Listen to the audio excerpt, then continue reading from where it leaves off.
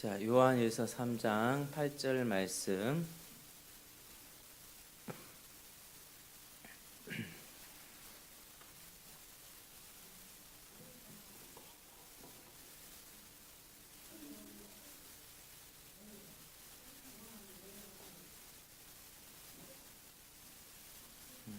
요한일서가요 390쪽에 있습니다.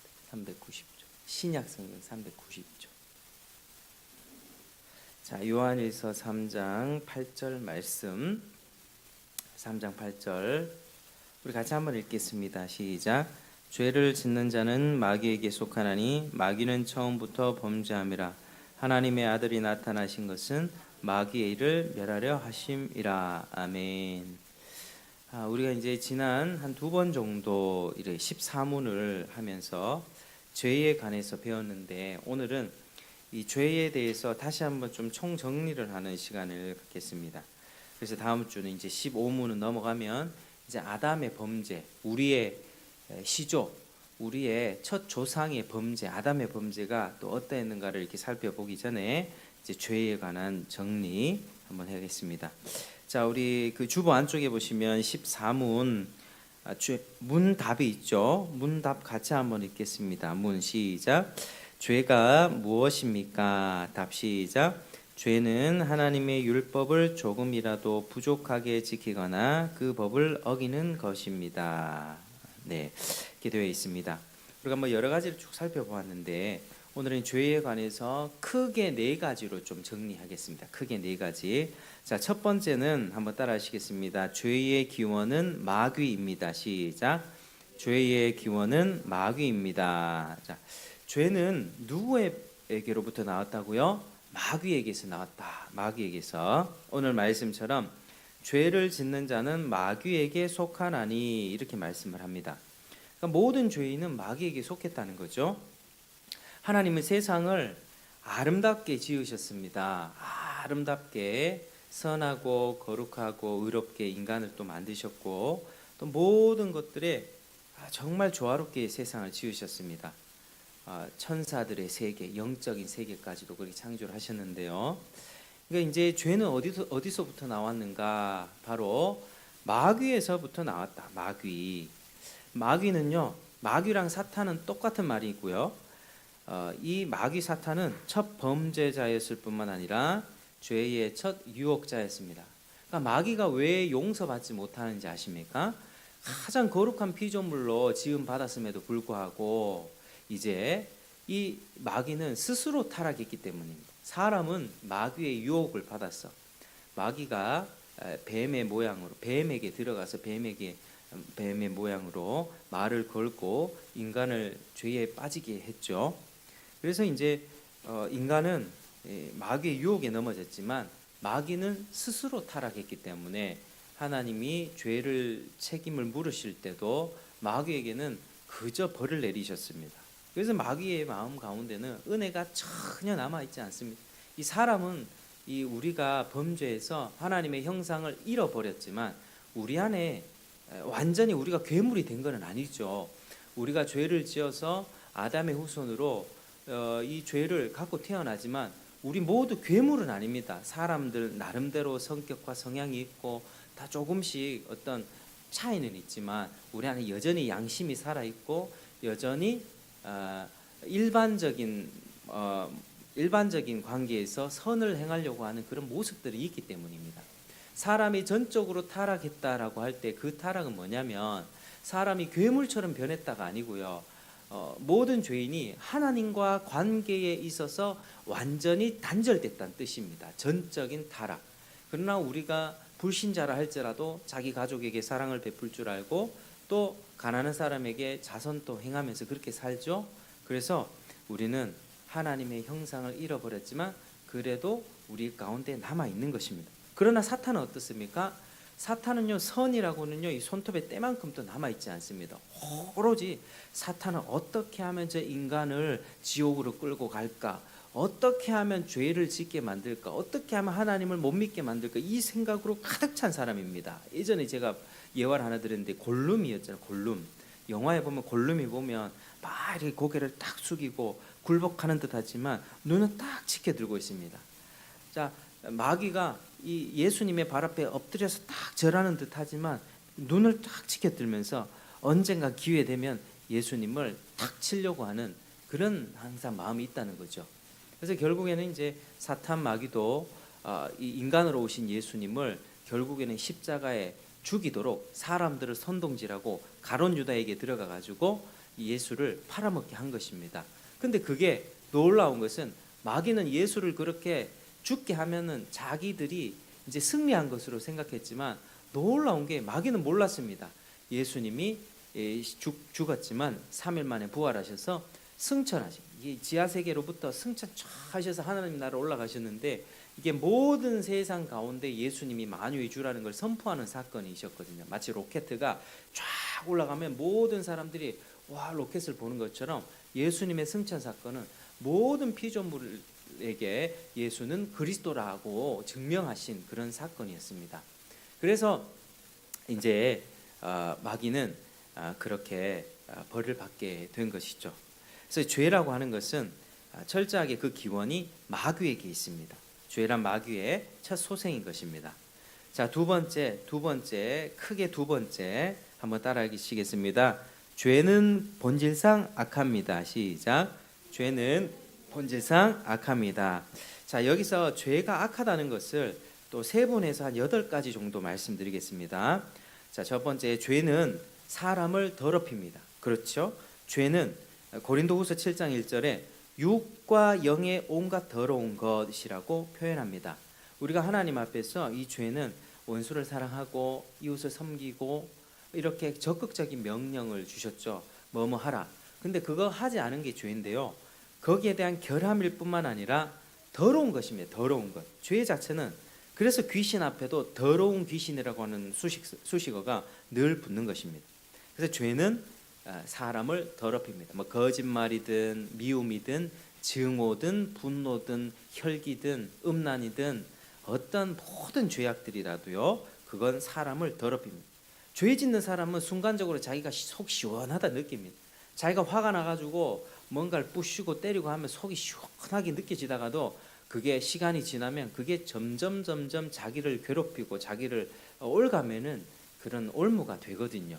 그래서 죄 짓는 자는 결코 발 뻗고 잘 수가 없습니다. 이게 사람을 더럽히기 때문이죠. 자, 두 번째, 죄는 성령을 근심케 합니다. 죄를 많이 지으면 우리 안에 있는 성령께서 근심하셔서 하나님과의 관계가 멀어질 수 있는 것이죠. 그래서 죄는 성령을 모욕하는 행위라고 하는 것입니다. 자, 세 번째는 죄는 하나님께 대한 불복종 행위입니다. 하나님께 대한 불복종 행위. 자, 네 번째는 죄는 몰 인정한 행위입니다. 몰 인정한 행위. 하나님은 죄인에게도 자비를 베풀어 주세요. 하나님은 예수 안 믿는 사람이라고 해서 너 예수 안 믿어? 너 그러면 가만두지 않을 거야. 이렇게 하지 않죠. 하나님은 우리가 살아가고 있는 세상 동안에 계속해서 그 사람에게 햇빛을 비춰주시고 비를 내려주시고 가족을 이루게 해주시고 그래도 이 팍팍한 세상 속에서 가족 구성원과 관계 속에서 서로 사랑하면서 친족 간에 돌보면서 살아갈 수 있는 그런 은혜를 베풀어 주십니다. 그러니까 이 죄인들에게도 먹이시고 은혜를 베풀어 주시는데 또 재앙도 멀리하시며 자비를 베풀어 주셔서 기적도 보여주십니다. 그런데 죄인은 이와 같은 하나님의 자비를 잊어버릴 뿐 아니라 악용합니다. 이 다윗의 경우를 보면 다윗이 그 자기 아들 중에 압살롬이 있었는데 압살롬이 자기가 왕이 되기 위해서 막 반역을 행합니다.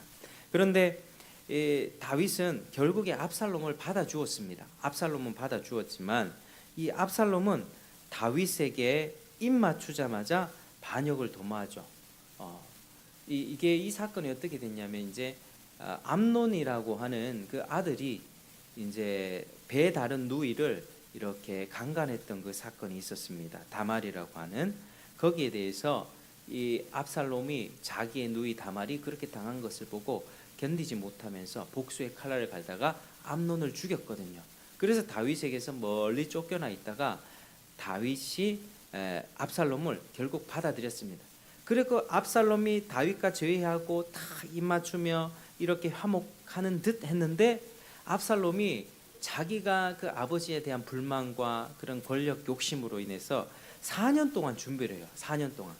그 성문에 오는 사람들의 마음을 얻기 위해서 재판해주고 네가 옳다, 아 그랬느냐 하면서 자기가 장로 노릇을 하면서 사람들의 마음을 다 훔친 거죠.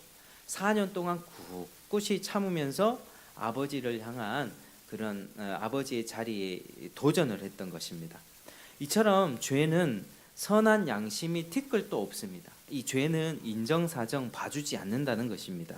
그래서 하나님은 죄인들에게 이같이 책망할 것입니다. 나는 너에게 건강과 능력과 재산을 주었다. 그러나 너는 내게 선을 악으로 갚으며 내가 준 자비로서 나를 상처 입히는구나. 내가 네게 죄 지으라고 생명을 주었더냐. 우리가 끝날에 가서는 알게 될 겁니다. 하나님의 심판의 앞에 섰을 때 하나님이 죄인에게도 얼마나 자비로우셨는가. 지금은요, 죄인들, 하나님을 알지 못하는 사람들은 이게 내 재력인 줄 알고 이 좋은 공기와 이 산과 바다 자연들 다 그냥 뭐 저절로 됐거나 뭐 이런 걸로 알죠. 그걸 누리면서 살지만 이게 다 하나님의 자비였고, 그리고 복음 전도자나 주변에 사람들을 믿는 자들을 보내주셔서 예수 믿으라고 그렇게 권면하고 때로는 이렇게 강권하고 했지만 믿지 않았던 그들의 자신들에 대해서 분명히 책임을 져야 할 때가 온다라고 하는 것입니다. 그게 하나님의 참 하나님이 자비로우셨는데 내가 그걸 거부했구나. 그 끝날에는 알게 되는 것이죠. 그래서 죄는요, 뭘 인정한 행위입니다. 하나님에 대해서, 선과 자비에 대해서 전혀 인정하지 않고 뒤통수를 쳐버리는 것이죠. 자, 5번째, 죄는 질병입니다. 죄는 질병. 교만과 정욕과 시기심 등등은 이 죄는 지성의 부위에 이상을 야기합니다. 우리의 생각 가운데 어리석음을 발생시키죠. 그리고 6번째, 죄는 어리석은 짓입니다. 어리석은 짓입니다. 죄는 악한 행동이지만 우매한 행동이기도 합니다. 정말 악하죠. 근데 어리석다라고 하는 것입니다. 눈을 멀게 만듭니다. 죄는 다가올 영원한 세상을 놓치고 현세의 쾌락만 쫓게 합니다. 이 세상이 전부라고. 아니, 이 세상이 과연 전부입니까?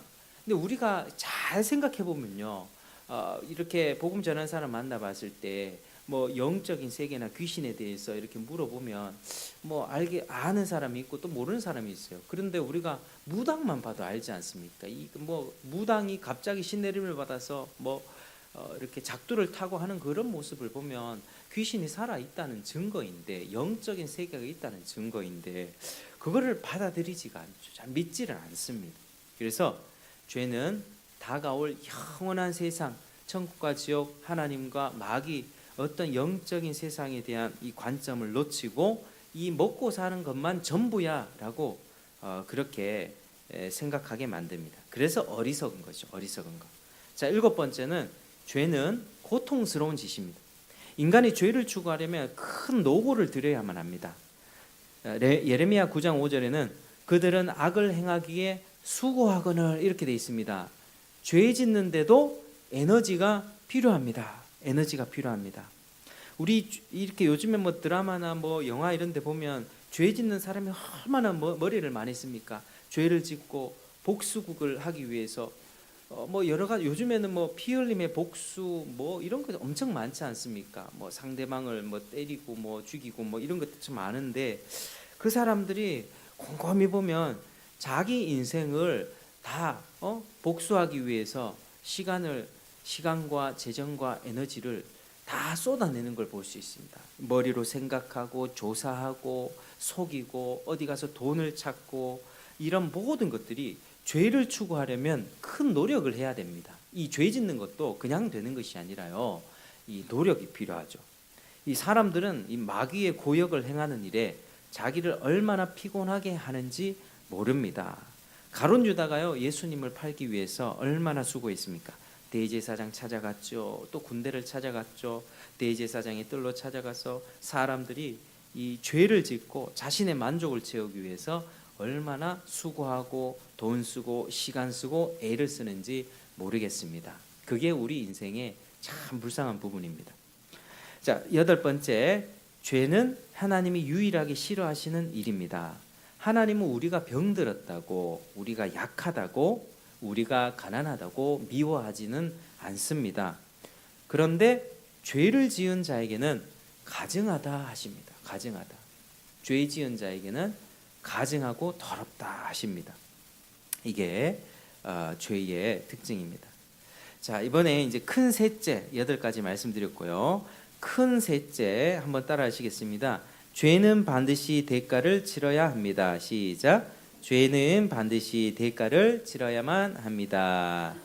이 죄를 속죄하기 위해서는 하나님의 피가 요구되었습니다. 하나님의 피. 이 세상의 누구라도 하늘의 천사라도 죄를 없앨 수는 없었습니다. 피 흘림이 없이는 사함이 없느니라. 피를 흘려야만 죄가 없앨 수 있습니다. 그리스도께서는 그 죄 때문에 죽으셨습니다. 피를 흘리셨습니다. 그리스도께서 율법에 온전히 순종하는 것으로만은 충분하지 않았습니다. 그러니까 예수님의 삶을, 순종의 삶을 나누면 적극적, 능동적 순종과 수동적 순종으로 나눌 수가 있는데요. 수동적 순종은 이제 예수님이 십자가의 죽임을 당하신 것입니다. 그게 수동적 순종이라고 합니다. 능동적 순종은 예수님의 전생에 한 33살 정도까지 사셨잖아요. 그 전생애 동안에 하나님의 모든 율법에 어떤 시험이 와도, 어떤 공격이 와도, 어떤 마귀가 어떻게 공격을 한다 할지라도 이 죄를 한 번도 짓지 않고 하나님이 뭐뭐 하지 말라고 한 데에 100% 순종, 또 뭐뭐 하라고 한 것에 대해서 100% 순종했던 이 100% 순종의 삶이 바로 능동적 순종입니다. 그래서 예수님은 십자가에 죽지 않으셔도 그분은 능동적인 순종을 했던 분이죠. 그런데 그것만으로는 부족했다는 것입니다. 그것만으로는 그분은 십자가에서 죽어야만 했던 것이죠. 그분은 완벽한 인생이었지만 그분이 피를 흘리지 않았다면 우리에게 죄사함이 전가되지 않는 것입니다. 따라하시겠습니다. 죄의 값은 죽음입니다. 죄의 값은 죽음입니다. 그래서 우리가 그리스도를 볼 때 그리스도의 십자가를 보면서 우리의 죄 때문에 죽으셨구나. 이걸 우리가 깊이 생각해야 될 줄로 믿습니다. 자, 이제 큰 네 번째 한번 따라하시겠습니다. 죄의 결과는 악합니다. 죄의 결과는 악합니다. 네, 죄는 명예를 실추시키죠. 르우벤이 자신의 아버지의 아내를 범함으로써 품위를 상실했습니다. 장자권을 잃어버렸습니다. 그래서 르우벤이 그렇게 함으로써 장자의 이 권은 누구한테 넘어가죠? 요셉한테 넘어가게 됩니다. 11번째 아들이었던 요셉. 그래서 요셉이 두목을 받게 되죠. 그래서 이스라엘 12지파를 보면 이제 르우벤이 이렇게 들어가긴 하지만 요셉이 두목이 들어가 있습니다. 그 두목은 요셉의 두 아들 에브라임과 므낫세, 에브라임 지파, 므낫세 지파가 각각 한 지파씩 이렇게 차지하게 되는 것이죠. 다윗도 어땠습니까? 죄를 지었죠. 사무엘하 11장 이후로 다윗은 바세바를 간음한 이후로 급속하게 기울게 되는데 그 죄 때문에 죄를 짓고 죄를 은폐하기 위해서 살인을 행하고 또 그러면서 그의 왕국은요 이제 자식들한테 도전받고 사람들한테 욕먹고 계속 그런 삶으로 이렇게 기울어져 가는 것을 볼 수 있습니다. 그래서 죄는 명예를 실추시킵니다. 죄 지어서 좋은 것 하나도 없습니다. 자, 그래서 이런 부분들 우리가 생각하고 또 죄는 일체의 현세적 악을 만들어냅니다. 우리가 지금 죄악된 세상 가운데 살아가면서 우리 주변을 한번 돌아보십시오. 사는 게 편합니까? 고통스럽습니까? 사는 게 고되다. 뭐 어떤 연예인들도 사는 게 왜 이렇게 고된가? 뭐 이런 얘기 많이 하죠. 우리가 겪는 모든 재난과 질병의 장본인은 바로 죄입니다. 죄는 우리 명성을 갉아먹고 재물을 탕진하고 건강을 잃어버리고 인간관계를 급기에는 망치고 마는 것입니다. 우리가 살아가는 이 90년, 100년 동안의 인생 가운데 스트레스와 우울과 좌절과 절망을 초래하는 모든 이런 것들이요, 죄로부터 나옵니다. 우리가 죄 짓지 않는다면 죄를 안 지을 수가 없기 때문에 우리도 거기에 자유로울 수가 없는 것이죠. 그리고 회개치 않는 죄는 최종적으로 심판을 가져오는 것입니다. 인간 영혼 속에 기생하는 부패성은 멸망의 원인이 됩니다. 결국 멸망하게 됩니다. 회개치 않은 영혼은 둘째 사망을 맞이하게 되죠. 첫째 사망은 뭡니까? 첫째 사망은 이제 우리의 육신과 영혼이 분리되는 우리의 자연적인 죽음이죠. 두 번째 죽음은, 둘째 사망은 하나님 앞에 완전한 심판을 받아서 지옥 형벌에 들어가는 것이 바로 둘째 사망입니다. 자, 오늘 말씀을 죄에 관해서 한번 정리를 해보았는데, 죄악이 얼마나 치명적인지 다시 한번 생각해 보시길 바랍니다. 우리 죄인들이 얼마나 죄를 많이 짓고 죄를 사랑하고 또 죄를 짓기 위해서 노력하며 사는지 모르겠습니다. 얼마나 수고하고 시간을 낭비하는지요. 자신의 몸을, 마음을 상하게 하면서까지 죄를 짓습니다. 그게 일시적으로는 내 마음이 시원하거든요. 일시적인 쾌락도 주거든요. 죄 짓는 짜릿함이 있기 때문에 그렇습니다. 그러나 이 죄를 짓고 나서 우리는 또 후회를 하지만 또 다시 죄를 짓습니다. 그런데 양심의 화인을 맞아버리게 되면 이 죄인은 내가 죄를 짓는다는 것조차도 합리화하면서 네가 그랬으니까, 이 세상이 그러니까, 그렇게 사회 불만 분자가 되어서 그런 식으로 죄를 짓게 되는 것입니다. 죄는 정말로 사람을 어리석게 합니다. 우리는 이 죄 가운데 살면서 얼마나 어리석게 사는지 모르겠습니다. 이게 죄의 종로로 타는 인생, 죄에서 사망에서 벗어날 수 없는 그 인생입니다. 결국 우리는 모두 지옥에 갈 수밖에 없는 것이죠. 근데 예수께서 우리의 모든 죄를 제거해 주셨습니다. 그분의 피를 흘리셨기에 우리의 죄가 사함받을 수 있는 길이 열린 것입니다. 그러니까 우리가 이 은혜를 또 생각하면서 또 생각하고 또 생각하며 하나님께 감사하고 하나님의 은혜를 구하시길 바랍니다. 우리는 이것 말고 다른 방법이 없습니다. 하나님의 은혜를 생각하고, 하늘의 은혜를 생각하고, 예수님의 피 흘리심을 생각하면 내가 이 삶에서 하나님의 은혜로 죄를 극복하고 또 하나님이 기뻐하시는 순종의 삶을 살아낼 수 있습니다. 그게 성령의 역사입니다. 내가 겸손해져야 되는 것이죠. 내가 겸손해져야지 은혜를 받습니다. 우리 남은 생 다시 죄의 종로로 타는 것이 아니라 의의 무기로 적극적인 순종을 하면서 그렇게 살아가야만 합니다.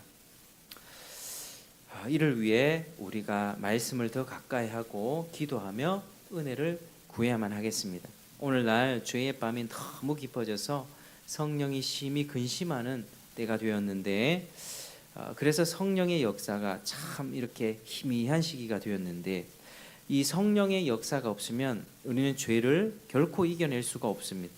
성령의 생생한 역사가 있어야만 우리는 죄를 이기고 순종에 이를 수가 있는 것입니다.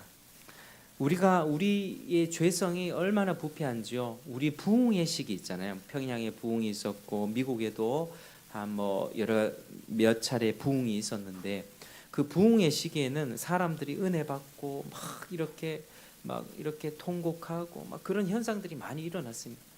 근데 사람들이 얼마나 부패한지 그 부흥의 첫 시기에 하나님의 은혜로 막 회개하고 회심하고 막 이렇게 가다가도요, 좀 이렇게 시간이 흐르면요, 사람들이 인위적으로 그 현상을 막 따라하려고 하거든요. 그러니까 하나님의 성령이 임하면 내가 쓰러질 수도 있고요, 내가 눈물을 흘릴 수도 있고 기절할 수도 있습니다. 그런 현상들이 부흥의 시기에 일어났습니다.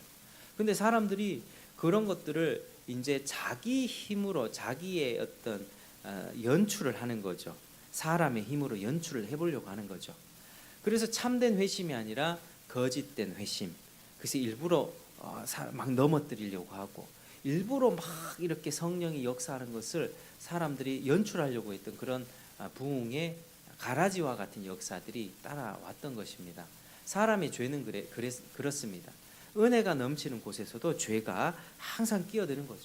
우리가 기도해서 하나님이 이렇게 살아가기 원합니다. 은혜 받으면 그 은혜의 역사 가운데 또 시험에 들게 하고 유혹에 빠지게 하는 사탄의 공격이 강하게 들어오듯이 우리는 은혜 가운데 있다 할지라도 결코 우리는 완전할 수는 없다는 거죠. 그래서 우리가 늘 겸손하게 깨어서 기도하고 하나님 앞에 늘 겸손을 놓치지 말아야 합니다. 기도를 하고 떠나간 현장에서도 길을 집으로 가면서 직장으로 가면서 자동차를 몰고 가면서 하나님 나를 지켜주십시오. 자동차 타면서 운전하면서 늘 하나님을 바라보고 하나님께 초점을 맞추고 그렇게 살 때 하나님은 살 길을 주시고 피할 길을 주시고 또 죄가 아니라 순종에 이룰 수 있는 그런 삶을 살 수 있게 해주시는 것입니다. 그래서 우리가 더 겸손하게 주님의 얼굴을 구하기를 축복합니다. 우리에게 닥친 현실이 결코 만만치 않기 때문에 우리가 현실을 인지하고 더 겸손하게 주님을 구한다면 주께서 은혜를 베풀어 주실 줄로 믿습니다. 주님, 당신의 얼굴빛을 우리에게 비춰주십시오. 우리를 살려주시고 이 생명의 역사를 풍성하게 일으켜 주십시오라고 우리가 기도할 수 있습니다. 그래서 오늘부터 이제 새 한 주가 시작되고 내일부터는 또 각자 삶의 처소에서 뭐 직장이든 뭐 가사일이든 이제 하루를 감당해야 되는데 우리의 삶 가운데 정말 성령님이 동행하여 주셔서 죄 짓는 기쁨, 그러나 늘 후회하고 어리석은 인생이 아니라 하나님께 순종하고 나면 부어지는 그런 참된 평안이죠. 참된 평안. 우리가 이렇게 영화 보러 가면요, 그때는 재밌어요. 막 영화나 드라마나 2시간짜리 쫙 보고 나면 재밌는데 다 보고 나면 조금 허무하고 자고 나면 더 허무합니다. 그게 그래요. 그때는 말초적인 즐거움은 그렇습니다.